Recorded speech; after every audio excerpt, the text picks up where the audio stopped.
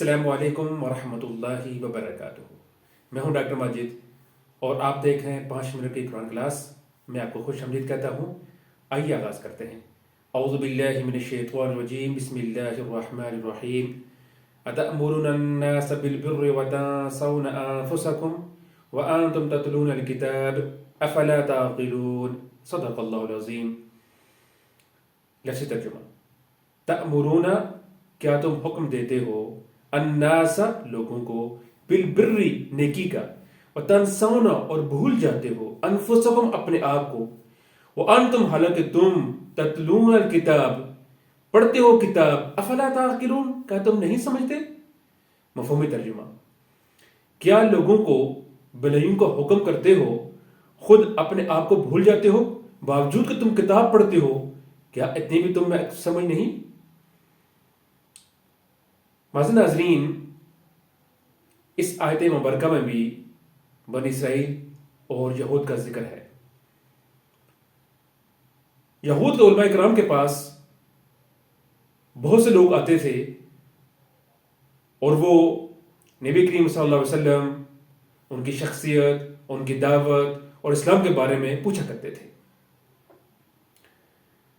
تو علماء یہود کے کچھ عزیز و اقارب بھی ان سے پوچھا کرتے تھے کہ کیا ہم مسلمان ہو جائیں، یا کچھ مسلمان تھے تو وہ بھی آگے پوچھا کرتے تھے کیا ہم اس پہ قائم رہیں۔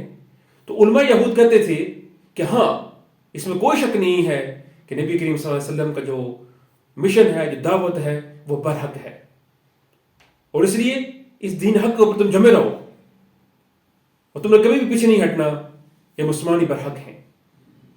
تو اللہ تعالیٰ ارشاد فرما رہے ہیں، اتأمرون الناس بالبر، کہ تم لوگوں کو تو نیکی کا حکم دیتے ہو، انہیں کہتے ہو کہ تم مسلمان ہو جاؤ، اسلام کے اوپر ڈٹے رہو، وتنسون انفسکم، اور جب خود تم اپنے آپ کو بھول جاتے ہو، یعنی خود تم اسلام نہیں لاتے ہو، خود مسلمان نہیں ہوتے ہو، تم دنیا کے مفاد کے لیے اور اپنی ضد اور ہردرمی کے لیے مسلمان نہیں ہوتے ہو، حالانکہ وانتم تتلون الکتاب، تم تورات پڑھتے ہو، کتاب پڑھتے ہو، اور اس کے اندر لکھا ہوا ہے کہ ایک نبی آئے گا اور اس کے اوپر ایمان لانا ضروری ہے،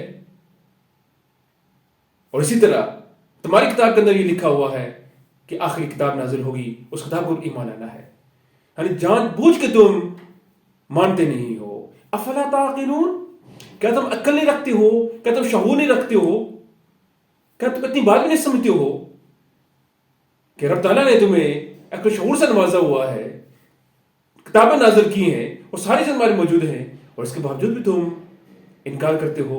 یہ انتہائی افسوس کا مقام ہے۔